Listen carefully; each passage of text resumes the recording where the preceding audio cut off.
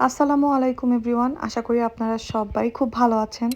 আমরাও আলহামদুলিল্লাহ আল্লাহর রহমতে অনেক ভালো আছি। তো আজকে আমি আমার অফিসিয়াল ফার্স্ট বড় ডেইলি ভ্লগ আপনাদের সাথে শেয়ার করছি।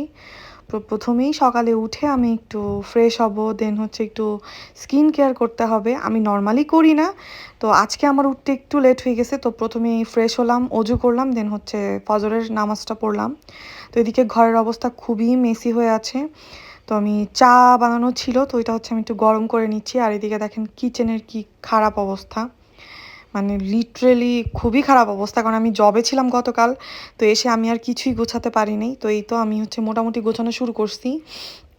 তো এদিকে আমি আমার ফ্রাই প্যানটা একটু পরিষ্কার করবো আর কি, নিচ দিয়ে একদম আঠা আঠা হয়ে গেছে। তো দেখতে পাচ্ছেন আমি অনেকটাই পরিষ্কার করে ফেলছি, যদিও আমার কাছে অত একটা সময় নাই। তো এর মধ্যে আমি ডালও উঠাই দিছি আর ভাতও চড়াই দিছি। আর আমার হচ্ছে রসুন, আদা রসুন যে পেস্টটা, ওইটা হচ্ছে এখানে কিনতে পাওয়া যায়, বাট ওইটার মধ্যে যেহেতু ভিনেগার থাকে, তো ওইটা দিলে তরকারিটা অত একটা মজা হয় না, যেহেতু এমনিতেও দেশের বাইরে অত তো মজা না। তো এই জন্য হচ্ছে আমি একটু রসুন ছুলে নিচ্ছিলাম। তো এদিকে দেখি আপনাদের ভাইয়া আবার আমার জন্য একটা খাবার নিয়ে আসছে। এটা আমার খুবই পছন্দের, এখানে একটা হালাল শপের। যেহেতু আমাদের জন্য তো মানে হালাল অপশন আছে, বাট বাংলাদেশের মতো তো এত নাই। তো এই খাবারটা আমার খুবই ভালো লাগে। তো এরপরে খাওয়া দাওয়া শেষ করলাম আমরা। খাওয়া দাওয়া শেষ করে ইদানিং আমার, মানে আমি জানি না, ফেসবুকে ঢুকলেই শুধু মিষ্টি মিষ্টি মিষ্টির রেসিপি, খুবই ইজি রেসিপি এরকম আসে। তো এটা দেখে তো আমারও খুব বানাতে ইচ্ছা করছিল। তো আমি ভাবলাম কেন না আমি একটু চমচম বানাই।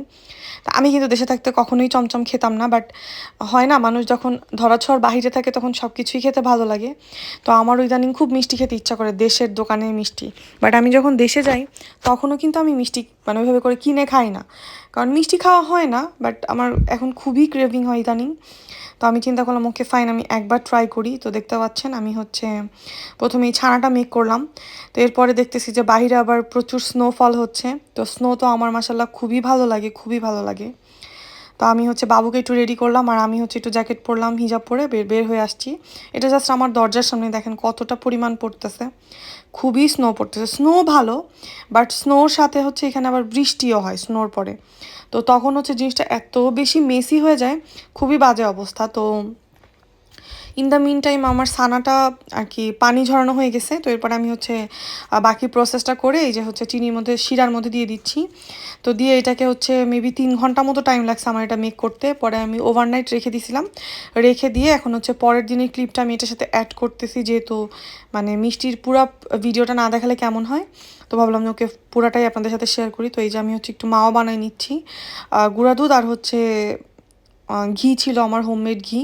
তো ওইটা দিয়ে আমি হচ্ছে একটু মাওয়া বানিয়ে নিচ্ছি। তো দেশে একরকম চমচম পাওয়া যায় না, যেটা হচ্ছে উপরে হচ্ছে একটু মাওয়া দেওয়া থাকে, ওটা খুবই মজা। তো এই যে দেখতে পাচ্ছেন আমার চমচমগুলো একদমই রেডি, এবং খেতেও মাসাল্লাহ খুবই ভালো হয়েছিল। তো এই তো আজকের মতো আমি ভিডিওটা এখানেই শেষ করছি। আপনারা যদি আমার এরকম আরও ভিডিও চান প্লিজ কমেন্ট করবেন। আল্লাহ হাফেজ।